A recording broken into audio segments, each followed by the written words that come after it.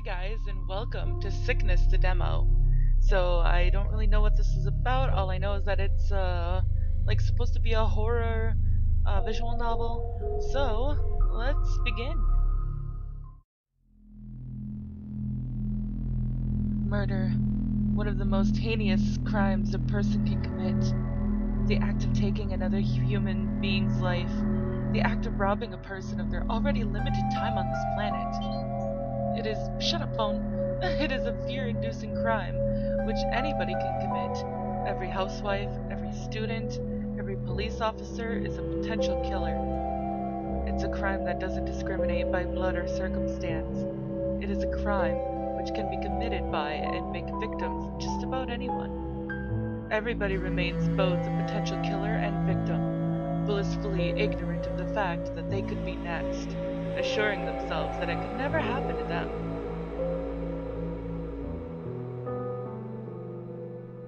And so, as a result of that naivety, those very people never see it coming. Though the scene before me may seem horrific, in this case, as with so many others, there was no great story behind it.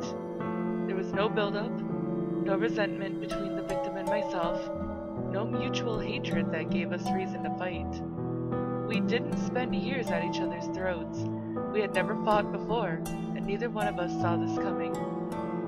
In reality, this was the result of a simple, common scenario, one we've all heard of before. Penny-pinching employer, a bankrupt employee, and a denied paycheck. Truly, there was nothing special about this encounter. My boss didn't taunt me or attempt to exasperate the situation. He didn't fire me, insult me, or do anything to tempt fate. If anything, I'm the one who made things worse. Rather than try to reason with him, I lashed out, beating the pompous man in front of me to a bloody pulp. I knew it wouldn't accomplish anything. I knew attacking him wouldn't get me the money I needed, and yet I needed to punish him.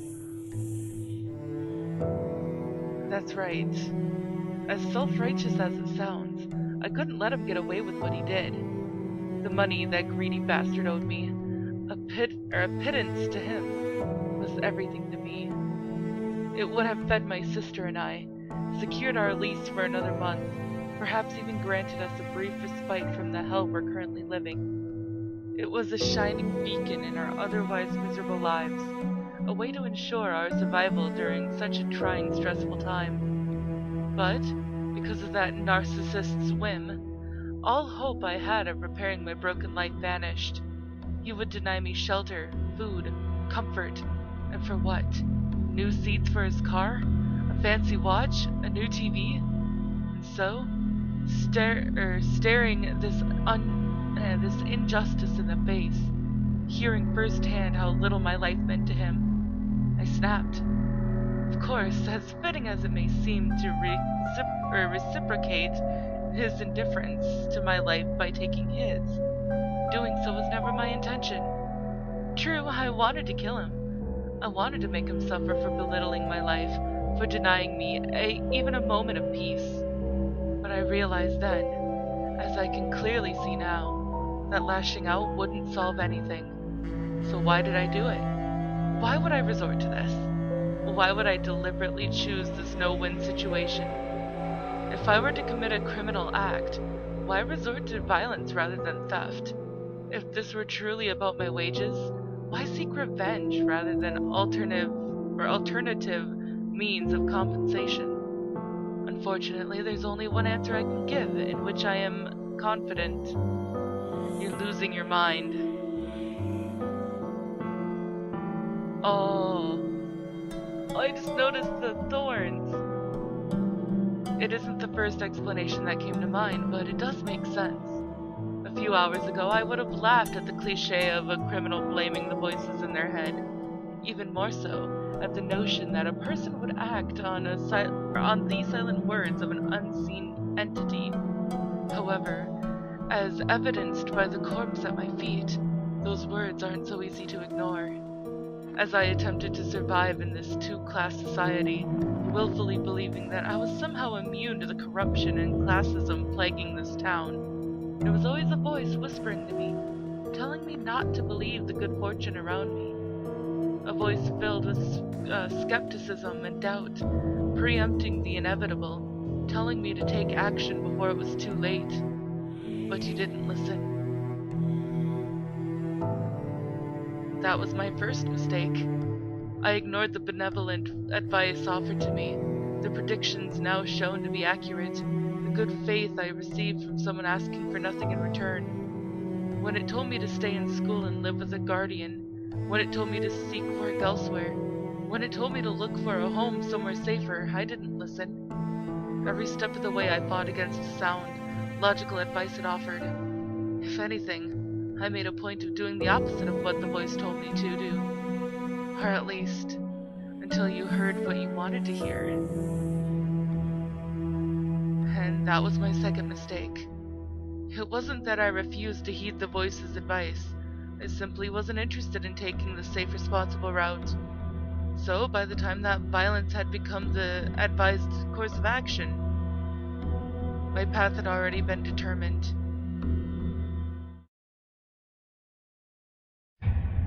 Sickness. Chapter 1, A New Life. I am liking this so far. Like, a lot. I don't think I've ever played a visual novel like this before, so this is the first for me and for my channel, and I'm really liking this. Monday evening, September 5th. Less than half an hour ago in this very room I committed a serious crime. A very violent crime. The kind of crime for which people go to prison without any hope of ever leaving. I lost control of myself, attacked my boss, and, without a doubt, ended my short time working in this place. I acted on impulse as I stared in the face of injustice that threatened to take away my home, allowing myself to do the only thing I could to avoid feeling powerless. But the adrenaline wore off and the tension cooled. I soon realized my mistake. I saw clearly the fresh corpse at my feet, the stained carpet beneath it, and the bloody hands responsible for everything before me.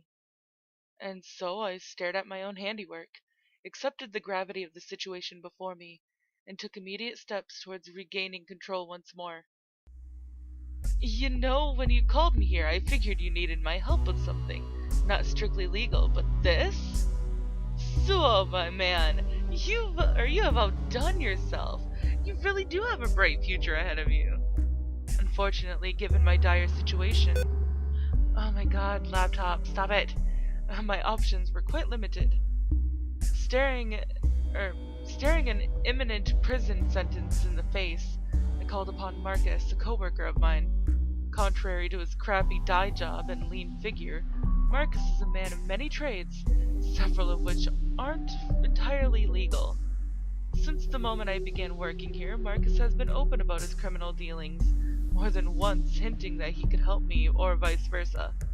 And now that things have come to this, it's time for him to make good on that promise.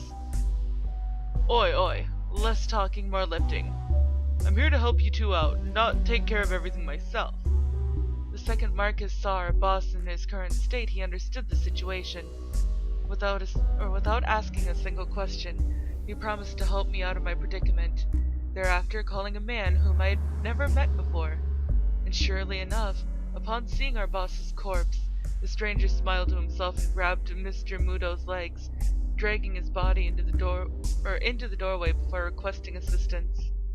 Ah, don't be like that. Surely a big, strong man like you can lift that weedy piece of shit by yourself. And get this poor sap's blood all over me in the process? Either give me a hand or do this yourself. Marcus and his acquaintance carried my boss's corpse into the stranger's van, which was parked just outside of Mudo's office. Thanks to the proximity of my boss's office, nobody heard our scuffle over the machinery used within the warehouse, and Marcus's acquaintance was able to block visibility and access to the office with his vehicle. Even so, despite knowing how fortunate my circumstances were, I couldn't help but feel anxious. Whether these two successfully cover up Mudo's death or not, there's no way this can end well. All it would take is one witness, or a slip of the tongue, and I could wind up in prison. And even if I do get away with this, what then? Will I be indebted to Marcus forever? Will he ask for something extreme in return for his silence? No matter what scenario I envision, it doesn't bode well for me. Whew, that bastard's heavier than he looks. Tell me about it. I thought my corpse handling days were over. His corpse handling days? This guy sounds like the right person for the job, but just who is he? Anyway, I'll handle the disposal. You two clean up in here, alright? You're the boss, Andre. Just leave it to us. After all, that'll give us time to talk about repayment. And there it is. It is not unreasonable for Marcus to expect something in return. I called on him knowing full well that I'd need to repay the favor. Even so, just thinking about how he'd expect me to repay something like this. Oh, what do you have in mind exactly? Oh, nothing big, at least not for someone like you. But really, before we get into that, I've got to tell you. I picked you as a fighter from the moment we met, but to actually kill somebody? I seriously underestimated you. Marcus makes it sound like I planned on killing Muto from the start. But I'm no killer. Even if I've been in my fair share of fights, I've never tried to kill someone before. With that in mind, I have the perfect job for you. I'm sure he does. But given the events leading up to this moment, I have to ask, is it a legal job? Sure, why not? As long as you don't get caught, of course. Figures. Oh, cheer up, I'm just messing with you. I've got the perfect job in mind for you. You'll be able to rake in money, feed that aggression of yours, and pay off your debt almost immediately. Interested? Hang on, you're offering to pay me while I repay you? Of course! Considering the reason why we're here, I thought it would be better not to get between you and your money. Whatever the case, what kind of job are we talking about? I brought you here to get me out of trouble. There won't be any point if you just drag me in deeper. You really don't have any faith in me, do you? Well, so be it. Just keep in mind that you're worth more to me alive and, well, than in prison. That's a fair point. Not that you have a choice anyway. If you want all this kept secret, you're gonna do exactly as I say.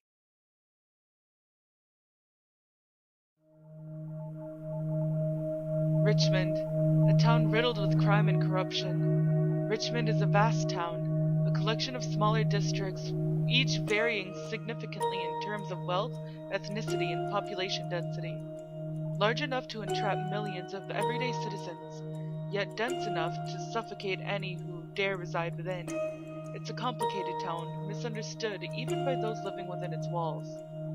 But beyond the size and scope of this town, there's one aspect which stands out above all others. Its concentration of wealth. This is a town wherein the wealthy flock together, creating their own small utopia. They build up selective parts of the city, sculpt the law to their liking, and generally get away with whatever their bank allowance will allow. The end result has been the creation of a state-sized town comprised of countless districts, varying from wealthy suburbs filled with hospitals and schools to those lacking even phone lines. Put simply, this is a two-class society, heavily favoring the rich. As someone living in a wealthy suburb while working among the poor, I'm fairly familiar with both sides of the city. Thanks to those who cling to every cent, labor can be commissioned for next to nothing, making Richmond a surprisingly cheap place to live. Public transportation is constant, resources are plentiful, infrastructure is abundant, and the town keeps growing. For those with money to support themselves, this isn't a bad place to live. On the other hand, with so much competition for work, most residents have no choice but to accept whatever work they can, and to slave away for as little as necessary. Slave wages are standard practice, workplace safety laws don't apply, and it's every man for himself. For anyone without a white-collar job, this town is hell.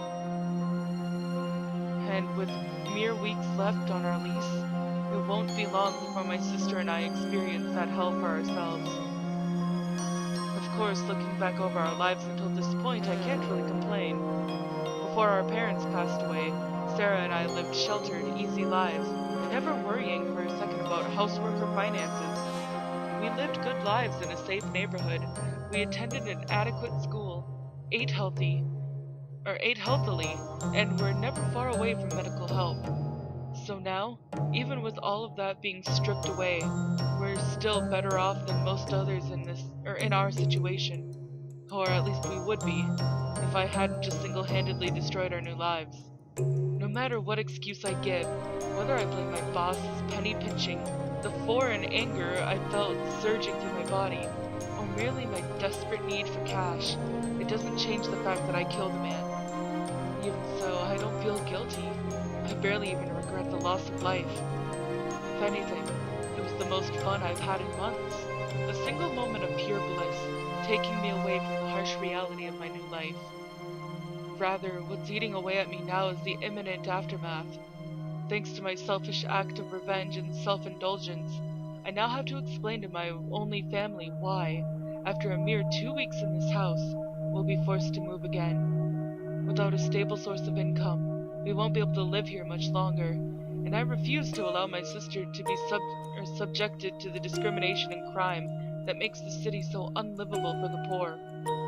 But with my only chance of recovery resting in the hands of a friend, who essentially blackmailed me into meeting with him tonight, I have no illusions over how this will go. So if my choices are to give Sarah a fair warning before the lease expires, or to place my faith in a criminal whom I've known for a mere 2 weeks, then...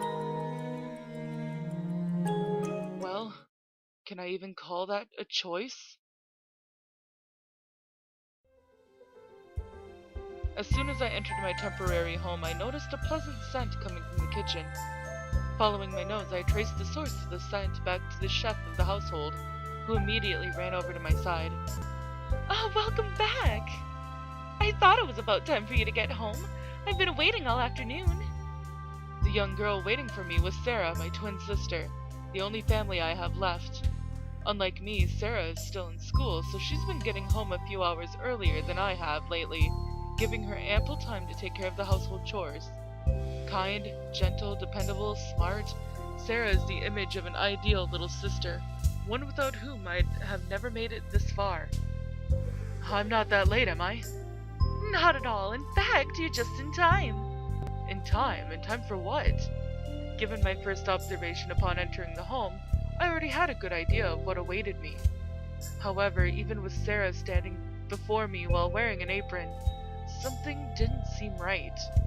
In a house with few appliances and shelves stocked with cheap instant food, my sister, who had never cooked for me before, had somehow whipped up a proper meal in anticipation of my return. I could ignore the fact that this house smelled like real food for once, but where on earth did the ingredients and utensils come from? Since Sarah and I began living on our own, we've been eating instant food every day, unable to afford anything better. With the petty cash we had left, there was no way Sarah could have bought any of this. In the saucepan, we have white sauce, chunks of sun-dried tomatoes. And in the pot, we have fettuccine pasta. I hope you're hungry. Hungry is an understatement, but if there's one thing more powerful than my stomach, it's curiosity. Sarah, where did you get the money for all of this? And since when have you known how to cook? I go out of my way to cook you dinner, and this is how you react? Fine then, I guess I'll have to eat it all myself. I knew I should have stopped after the first question. Oh well, forget it. Sarah probably just borrowed some things from school or from one of her friends. Anyway, where have you been? Usually you've been home like an hour ago. Shit, that's right. Given the situation, I haven't even thought about what time it was. Is it worth trying to come up with an excuse now? Yeah. Even if it isn't rehearsed, it's better than nothing. Sorry about that, I got caught up talking with a colleague of mine. Huh? You've been making friends? Friends with that manipulative prick? Not bloody likely. Just a random colleague, we aren't close. Is that right? They're just a random colleague, yet you got caught up talking to them? Crap. Well, it was all work-related stuff. I needed to ask for advice. It was a girl, wasn't it? Huh? I'm waiting at home patiently making dinner for you, and you've been flirting with your coworkers? Of course not. You know I wouldn't do something like that. I wonder. Okay, your story checks out. Huh? What is she? Whatever. Anyway, now that we've got that sorted out, I have something for you. Sarah removed her apron, simultaneously taking out an envelope from her pocket. Sorry, I know I shouldn't have opened it. Sarah handed me an envelope which she had attempted to reseal after opening. I peered inside the envelope and within it I found money? Wait a minute. There has to be at least $2,000 in here. I spent a little on utensils and some fresh meat and vegetables. You can't eat instant noodles every day, you know. Sarah explained to me why the envelope was no longer full, but as I vacantly stared at the money in my hands, she needn't have bothered. Even at the pay I was promised, I should have made less than $1,000 in total. For there to be over double that left after Sarah's expenses, this must be Marcus's doing. But this is all the time that I have for this episode, guys. I will continue this. I will play this to the end of the demo. So don't you worry about that. I am very interested in this, like extremely interested. So, if you liked it, please give it a big thumbs up down below. And I will see you guys in the next video. Bye-bye!